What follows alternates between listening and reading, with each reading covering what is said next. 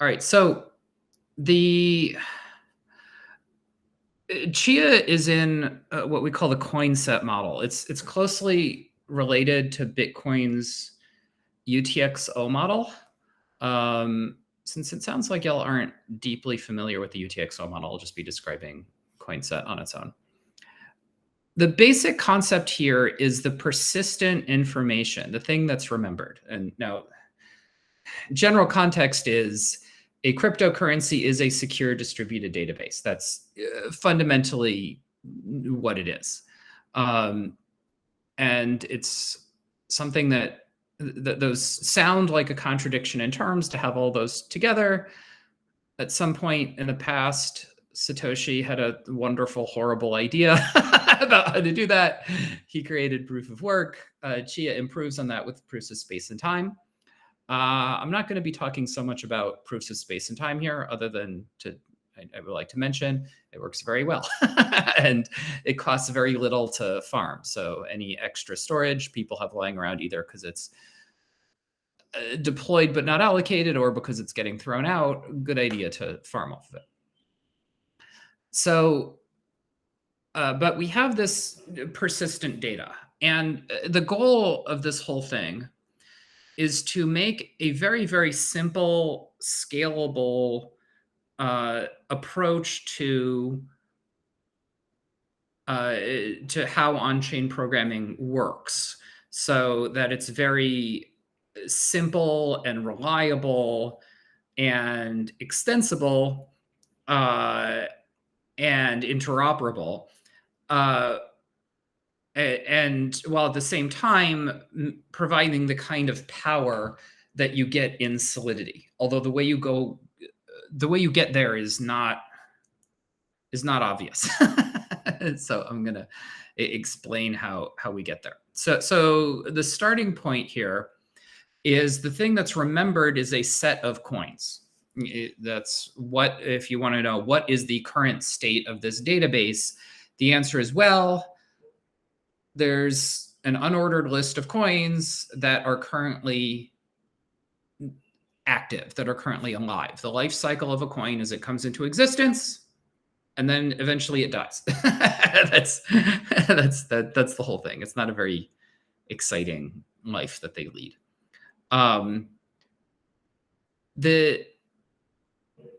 The coins, what a coin is summarized by this right here. So each coin has an ID, which is the hash of a string. That string consists of three things. It's the identity of its parent, the tree hash of its puzzle. It's tree hash rather than hash because it's a program. So you want some way of hashing down more complex structures than strings such that they uniquely identify them. That's called tree hashing. And then there's the amount that it's worth denominated in the native token called Chia. And then you just concatenates and hashes those to find the ID of the coin. Okay, so far so good. This is very similar to how it's done in Bitcoin. Bitcoin, the way Bitcoin does this is actually a lot more complicated, but is spiritually the same thing. This is Bitcoin's approach dumbed down. So when you want to spend a coin, in order to do that, it needs to you need to specify what coin you're spending. You need to reveal the coin's puzzle. So the puzzle here is a program which has to be overcome in order to spend this coin. That's why it's called a puzzle. And it has and you provide a solution as well. So the puzzle is going to get passed to the solution, and then it's going to return a list of conditions, things that need to be met and happen in order for this spend to be valid. And optionally on top of that, there's an aggregated signature. We're using BLS signatures. BLS signatures are aggregatable, meaning that when you have multiple signatures of things, you can smush all the signatures together to have a data structure that's the same size as just one of them. And you can still validate all the things being signed based on that one smaller thing, which is really super convenient. So since there is non-interactive aggregation here, where there's no multiple round trips to do the aggregation, it's just a single smush it all together. Yeah, it's just a single smush it all together.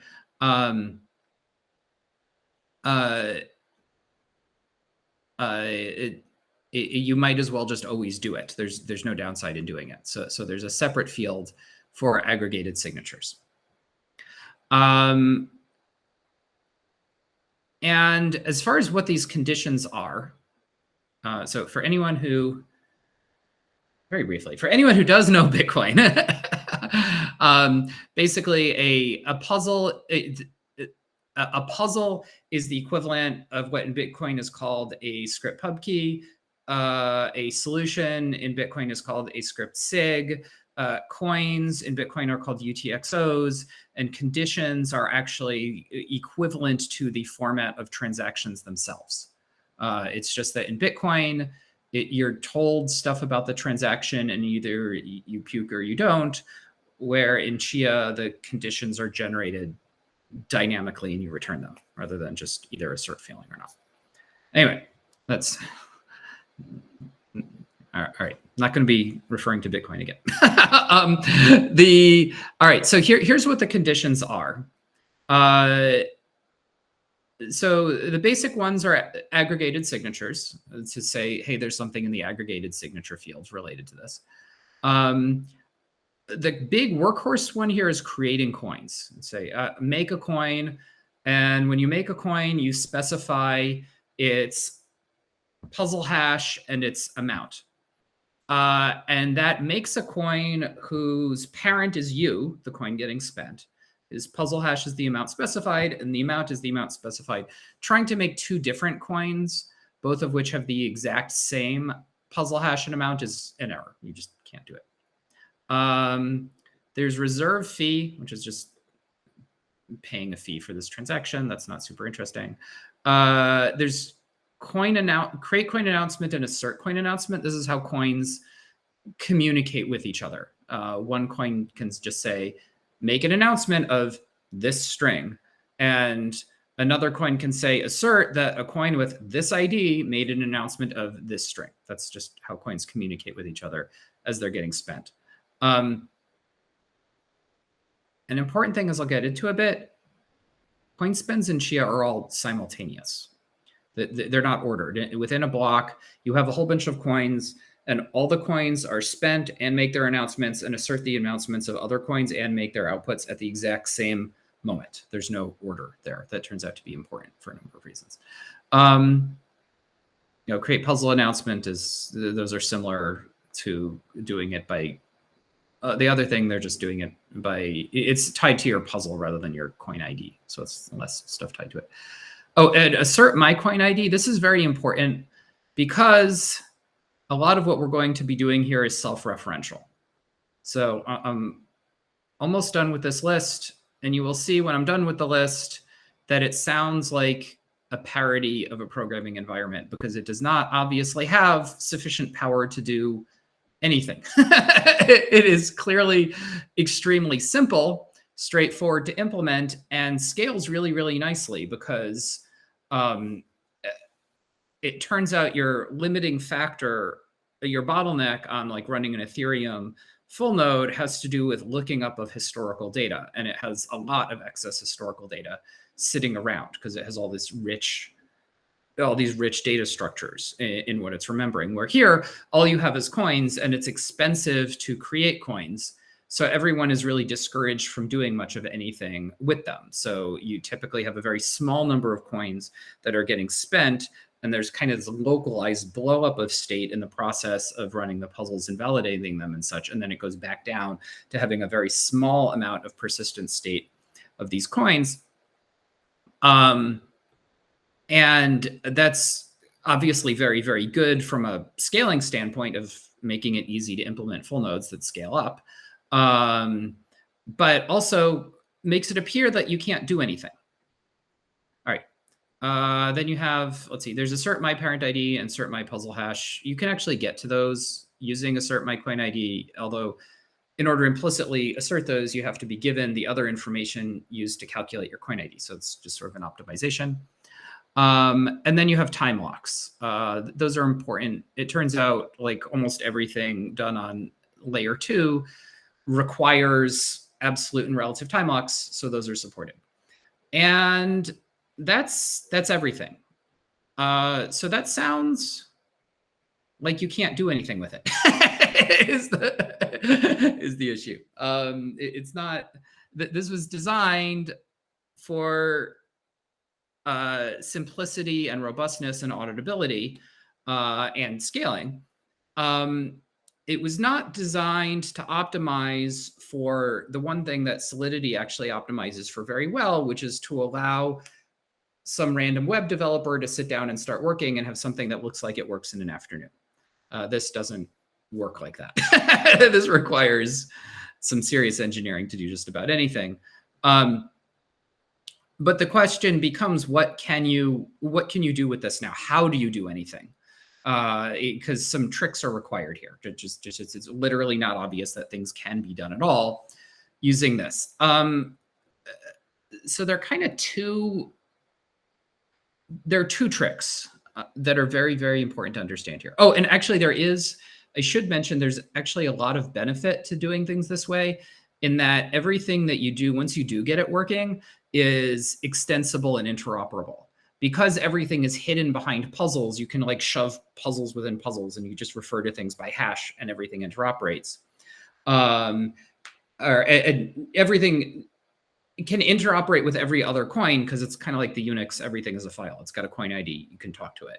And also within things, things can refer to other puzzles and call them. So the actual language that's used here is Chialisp. And Chialisp is really a language designed to make eval safe. The idea is you want it to be that you can kind of stash puzzles inside of other puzzles and call them, and they can't kind of get outside of where they are to do anything.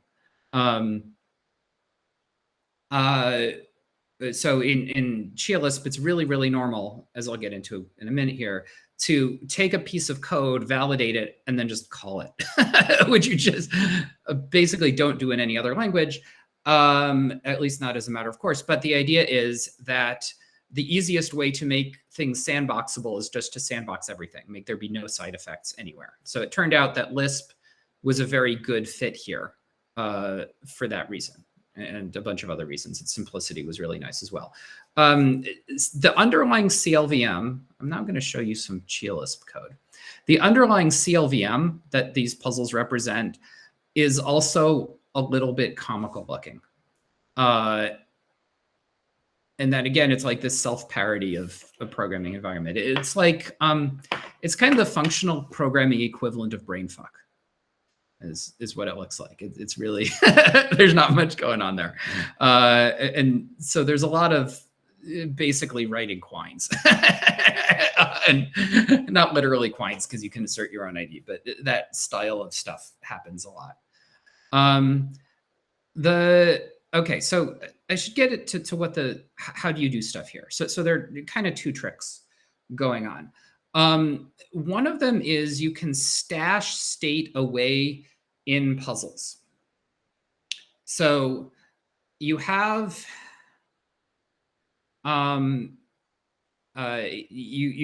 you have some puzzle and it remembers stuff. It can remember any amount of stuff. And even if it itself is not huge, it can remember a Merkle root of other things. It can remember a thing that itself remembers two things, that each of those remember two things. And now you only really have to remember the root in order to unlock anything else coming from that. That's kind of the first thing about the way persistence works here. So in Lisp, there's this concept of currying, which is basically like, which is a basic use of lambda, that you take some function and you say, okay, well, here, take this function and wrap it. So we're going to pass these things to it as the first couple of parameters. And then now I have a new function that you can pass the rest of the parameters to.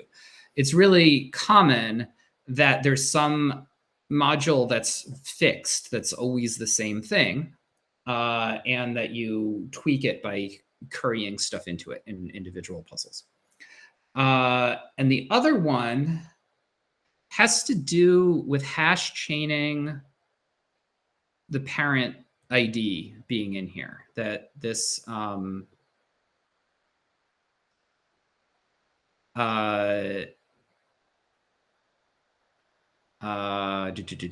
this, the ID of the parent being here is really, really important. So the problem is that we want to have a capability. And here, covenants are relatively easy to implement. So a covenant is you have something that puts limitations on all of its descendants. So the way this is written, that's very straightforward to implement.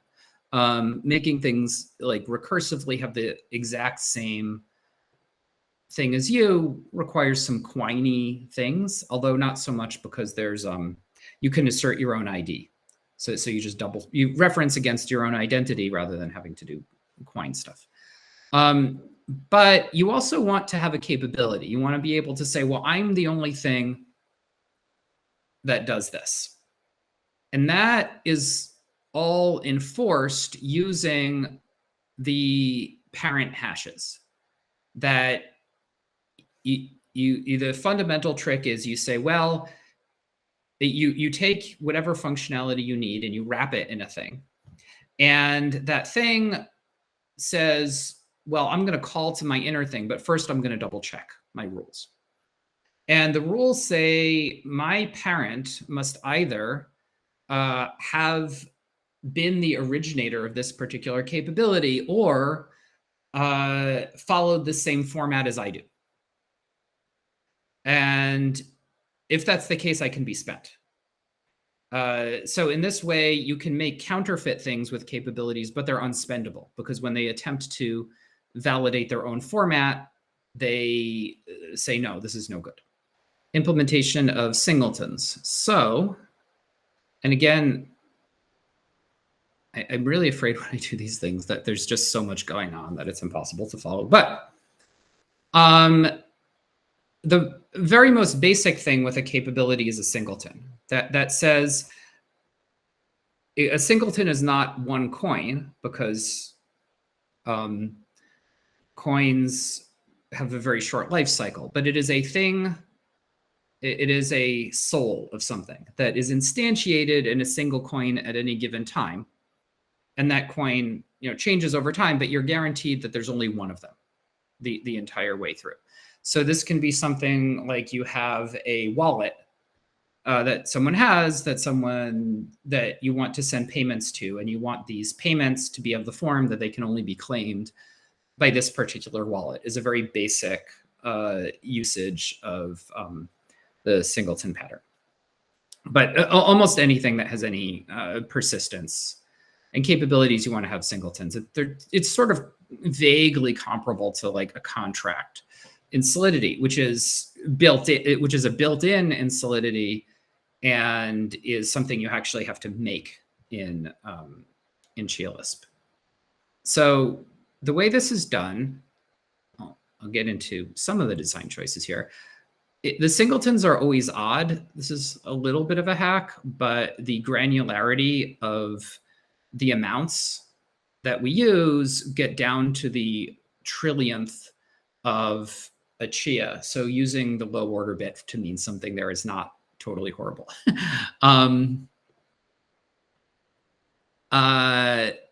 Then the reason to have that be a little bit special is when a singleton is making outputs, it has this inner puzzle that it doesn't care what the inner puzzle is. It has when it's called, it is passed a bunch of information so that it can validate itself and a meta solution. And it had curried in its own internal puzzle. And so it then calls the internal puzzle, passing it the meta solution, and that returns a bunch of conditions. And so one hopes that those conditions create a new instantiation of this particular singleton. And they can also make other coins, but only one of them can be the singleton. So in order to make that communication happen, it uses this kind of hack of the odd one is the singleton. And it actually modifies the create coin condition so that the one that was odd, it wraps to put the singletonness around it.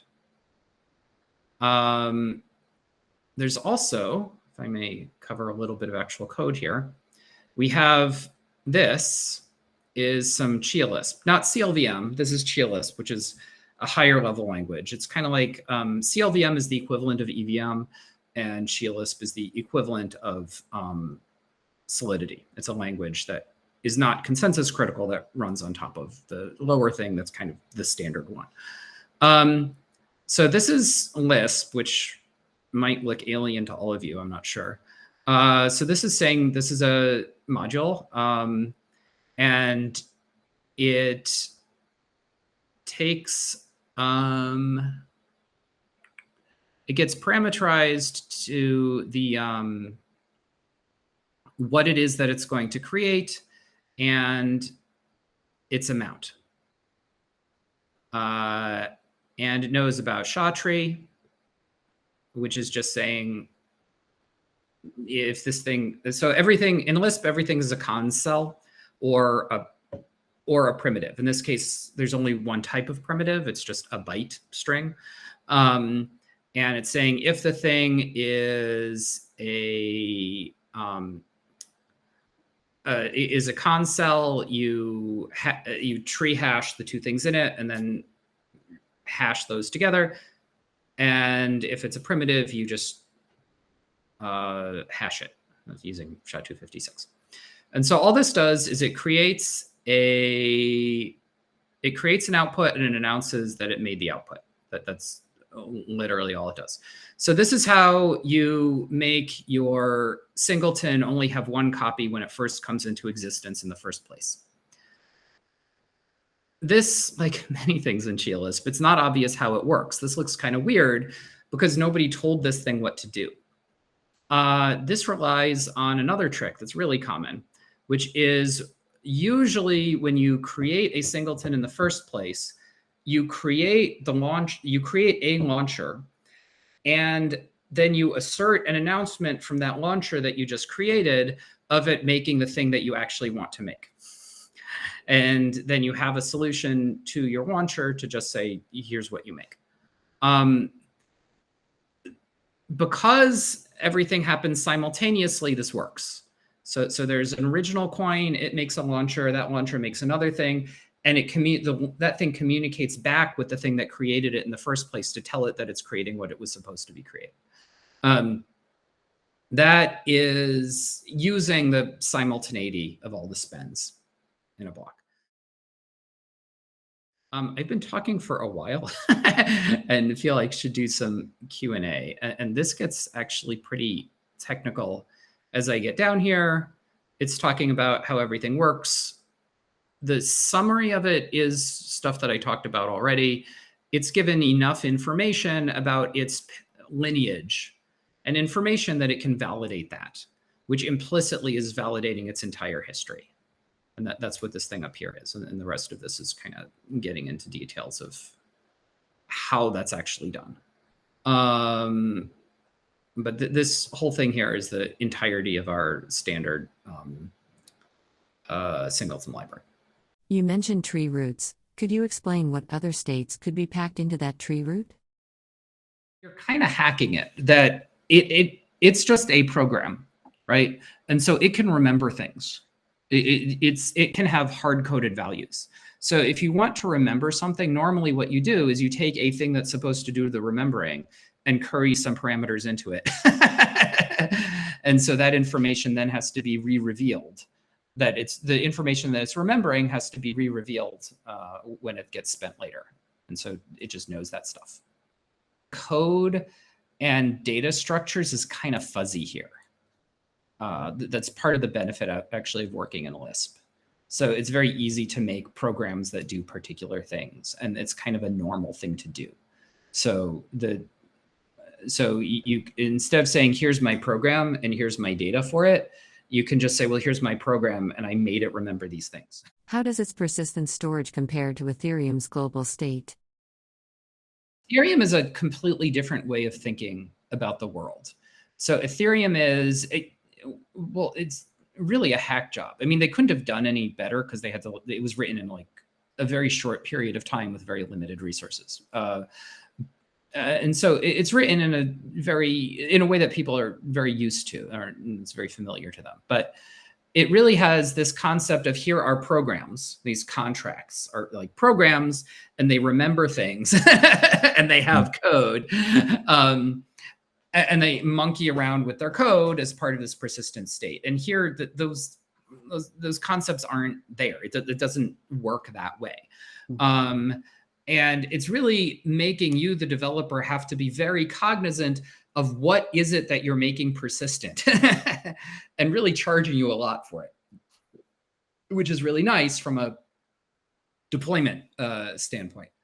And it's also simultaneously flattening everything into being coins, which is great for interoperability. So like in Ethereum, when you have an ERC20 token, it's really a walled garden. That it's just a thing that remembers what everyone's balances are. But you can't really like write contracts in an ERC20 token. Where in Chia, I didn't even start to get into the Chia asset token standard, but that is a colored coin standard. So in that one, every colored coin is a coin, and they have their own inner puzzles, and you can very straightforwardly write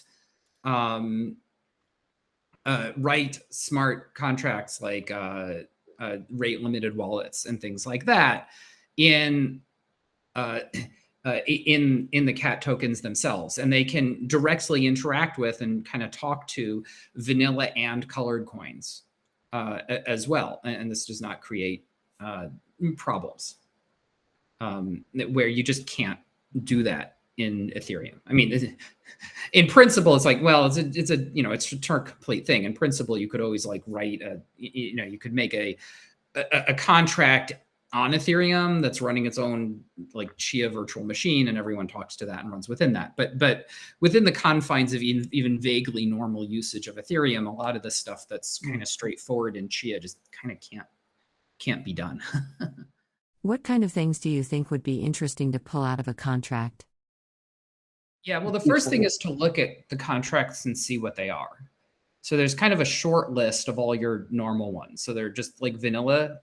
There's vanilla puzzles, which are, they support Taproot and Graftroot. This was an interesting project for me to figure out what Taproot and Graftroot actually are and support them out of the gate. It turns out Graftroot is just delegated puzzles. So instead of, when you're Graftrooting, instead of signing a bunch of conditions, you sign a puzzle, which then is passed a meta solution, and that returns a bunch of conditions. So it's just giving a layer of indirection going out there.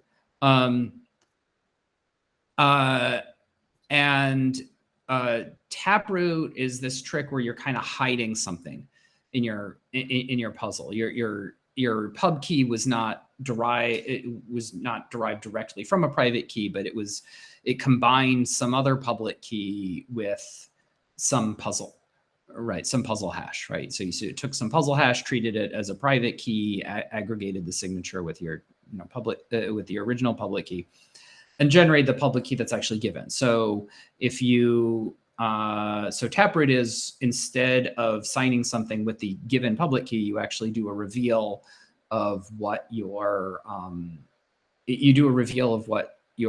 puzzle hash that's mushed into it is, and sign using the original public key from previously, and provide a solution to the puzzle which you hashed into the thing. That's what Taproot is. Anyway, that's off the topic. That's a standard format puzzle. You can't tell if something had a Taproot option if it didn't use it, kind of, you know, by design. But an awful lot of what we have right now, where there's our pooling protocol that works on chain.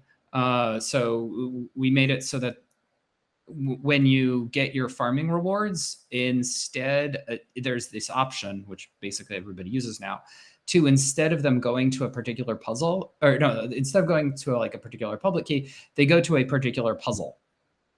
And you can set that puzzle to be a pay to singleton, and you made the singleton up front, and that singleton it keeps jumping around, that at any given moment, there's a particular pool that can claim whatever rewards it's getting at the moment, and then the actual owner of the singleton can claw it away from them, given enough time. So this makes it so that people actually have the ability to jump between pools while still making it so that the pools are not making the blocks, the farmers are making the blocks, and the pools are just helping smooth out rewards. That's happening. So there's an awful lot of transactions that look like that. Because you have a puzzle reveal, you can usually get a pretty good idea, if you recognize it, what the puzzle is at the time it's revealed. So when a coin is first made, you often don't know what it actually is, because you just have a puzzle hash, which is just completely opaque. Sometimes, because you know what its parent was doing and you understand its logic, you can have a pretty good guess as to what the thing is. But it's only when a coin is actually spent that you get a really good handle on what its puzzle was. But all the puzzles are revealed, so you can just immediately go through and start going, oh, well, you know, this fraction of all the puzzles was of this format, and that was this amount of all the, you know, money flowing through the thing, and yada, yada, yada. So right now there's a lot of, you know, there's a lot of vanilla transactions. There's a lot of pool transactions. There's a whole bunch of NFT stuff happening now, because, you know, we came out with an NFT standard. And the NFT standard actually supports enforcing paybacks. The payback enforcement actually happens on chain. So if someone transfers an NFT to another person, there has to be an announcement of what price was paid, and a fraction of that goes to whoever issued it in the first place. You can lie about what price was paid, but this is visible to everybody. A little bit harder to see, although somewhat implicit. We have offers. So if someone has some cat that's like a stable coin, and someone else is Chia, and you want to swap these, right?